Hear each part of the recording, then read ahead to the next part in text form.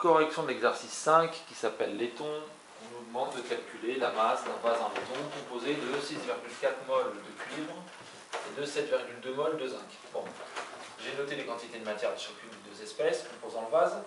Le problème, c'est que si on laisse tout comme ça, on ne s'y retrouvera pas parce que on a appelé deux choses différentes par la même lettre.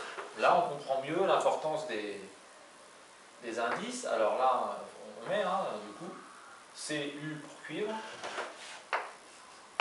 et Zn pour le zinc.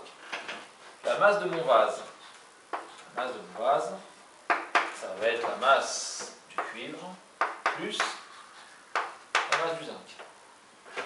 Qu'est-ce que la masse du cuivre quand je connais le nombre de moles? C'est la formule du cours, c'est petit n de cuivre fois la masse molaire. On fait le même raisonnement pour le zinc. Petit m de zinc, c'est la quantité de matière de zinc fois la masse molaire. Voilà l'expression littérale de la masse du vase. J'y vais pour l'application numérique. Je remplace les grandeurs physiques par leurs valeurs. Donc la quantité de matière de cuivre, 6,4. Je vais écrire d'abord ce que je calcule. Et je remplace 6,4 fois la masse molaire du cuivre donnée en haut de la feuille, 63,5, plus la quantité de matière de zinc, 7,2, fois la masse molaire du zinc donnée en haut de l'énoncé, j'ai oublié ça, 65,4. Voilà.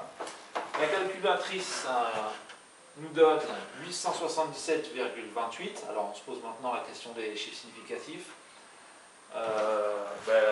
On a 6,4 et 7,2 qui contiennent le moins de chiffres significatifs de l'expression, deux chiffres significatifs seulement. Donc on va prendre 2 CS pour notre résultat, le 8 et le 7. On fait attention que derrière le 7, il y a un deuxième 7, donc il va falloir arrondir.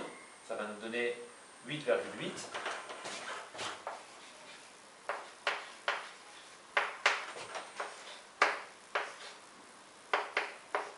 Alors, fois 10 puissance combien? Je décale pour avoir mon écriture scientifique la virgule de 2 rangs. 2 rangs, pour la retrouver derrière le 8. Donc 10 puissance 2. On regarde si c'est un plus ou si c'est un moins. Notre nombre à convertir là est plus grand que 1. Donc la puissance de 10 est forcément là-bas positive. Donc 10 puissance 2, ou alors 10 puissance plus 2. Il ne nous reste plus qu'à mettre l'unité. La masse est en grammes. On encadre et c'est terminé.